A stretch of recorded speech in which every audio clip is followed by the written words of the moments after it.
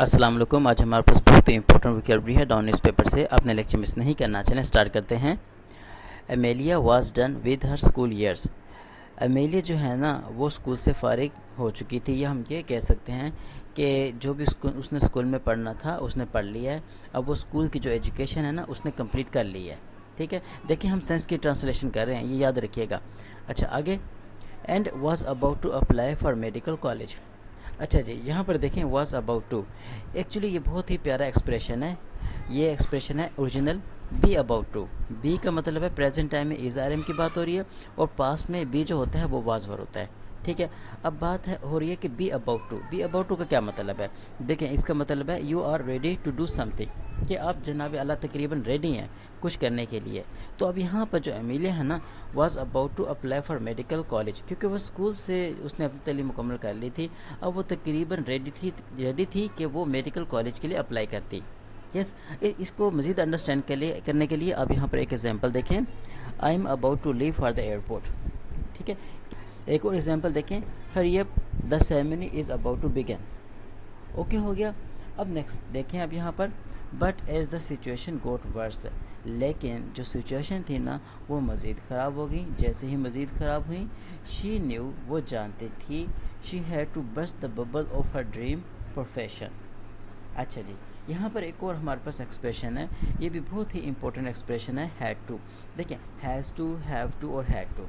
अब इनको आप अंडरस्टैंड करें, इनका क्या मतलब है। देखें, हम यूज़ करते हैं हैज़ टू और हैव टू और तीनों, यानी कि had to show that something is necessary, जब कुछ करना बहुत ही ज़रूरी हो, चाहे वो प्रेजेंट में चाहे वो पास्ट में।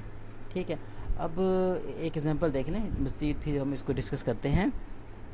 देखें, he has to submit the report by Friday. ठीक है, यानी कि इसको जो है ना रिपोर्ट फ्राइडे तक सबमिट करनी ही पड़ेगी, जो कि बहुत नेसेसरी है।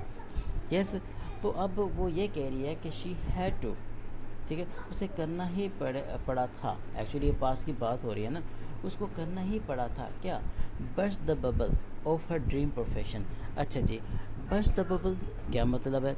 यानी कि इसका मतलब ये है कि she had to confront the reality that her dream profession was not as she imagined, कि वो जो चाहती है ना, कि वो जो पढ़ना चाहती है या वो जो बनना चाहती है या वो जो प्रोफेशन अडॉप्ट करना चाहती है वो नहीं कर सकती। इसको ये वाला ड्रीम छोड़ना ही पड़ेगा। ठीक है, और इसको ये जो रियलिटी है ना ये एक्सेप्ट करनी ही पड़ेगी। क्यों करनी पड़ेगी? बहरहाल ये बात की बात है, बहरहाल वो जानती थी। ठीक है ना। आगे, the children were very cooperative. अब जो बच्चे थे ना वो बहुत ज़्यादा कोऑपरेटिव थे। अच्छा, थोड़ा सा मैं आपको बता देता हूँ इसका पस मंज़र। जो इनके वालिद थे ना, और उनका जो कारोबार था वो ख़त्म हो गया, जिसके वजह से ये बहुत ज़्यादा गरीब हो गए। ठीक है, अब इन्हीं की इस यानी कि अमीलिया की बहन भाइयों की बात हो रही है कि the children were very cooperative, बच्चे बहुत ज़्यादा कोऑपरेटिव थे। And they did not complain, वो कंप्लेन भी नहीं करते थे अबाउट एनीथिंग, किसी भी चीज़ के बारे में। ऑल दो, अगरचे, deep down in their hearts, देखें जी, लेकिन अंदर ही अंदर उनके दिल में क्या था? They yearn to go to school. देखिए, यर्न इसका मतलब क्या है? इसका मतलब है तड़प, शदीद ख्वाहिश। ठीक है, तो अंदर ही अंदर उनके दिल में बहुत ही शदीद किस्म की ख्वाहिश थी कि वो स्कूल जाएं।